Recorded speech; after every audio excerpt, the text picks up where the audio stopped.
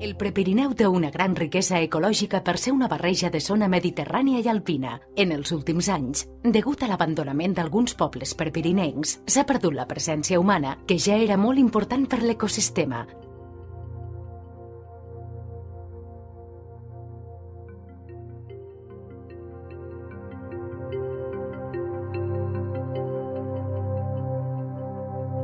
Abans, hi havia molts espais que es conreaven o pasturaven i que, a més, servien d'aliment per molts animals salvatges.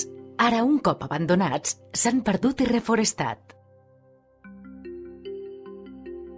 Els carronyaires necròfags, els que mengen carn morta, depenen actualment de l'home per alimentar-se.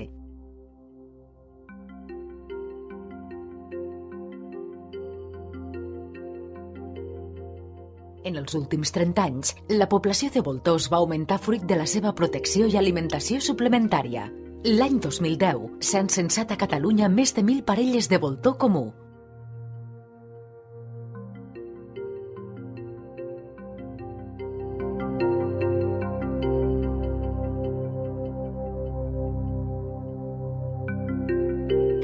És l'única regió europea amb les 4 espècies de voltor, el trencalòs, l'aufrany i el voltor negre, aquest últim gràcies a l'exitós projecte de reintroducció.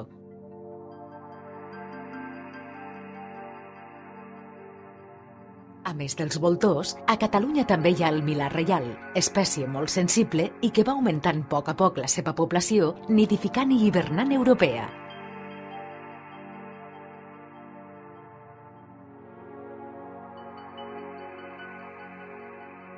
Tots aquests ocells es veuen amenaçats per una normativa que impedeix als ramaders abandonar lliurement al camp les seves ovelles, vaques o cabres, com era habitual fins aleshores.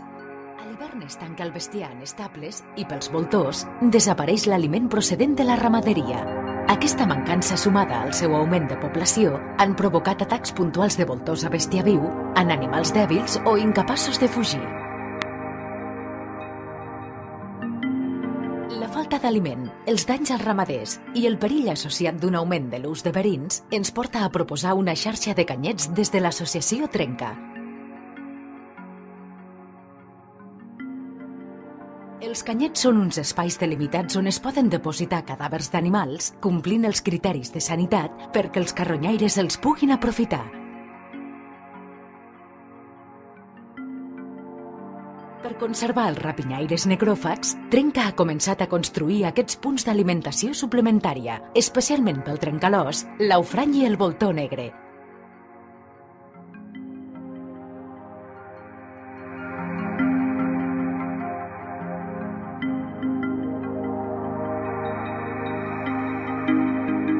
L'aliment prové de granges i despulles de batudes de caça i s'escampa pel recinte, de manera que beneficia a totes les espècies de carronyaires, grans i petits.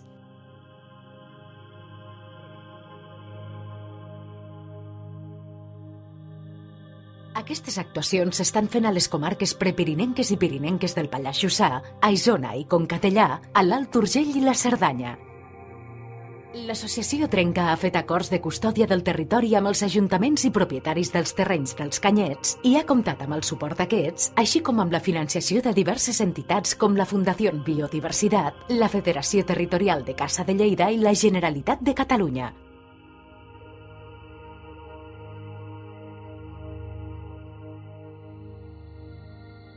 Iniciatives com aquestes tenen una doble vessant positiva. Per una banda, ajudar a recuperar i mantenir les poblacions de rapinyaires necròfags i per l'altra, impulsar un turisme sostenible i respectuós amb el medi ambient a les comarques pirinenques i prepirinenques catalanes.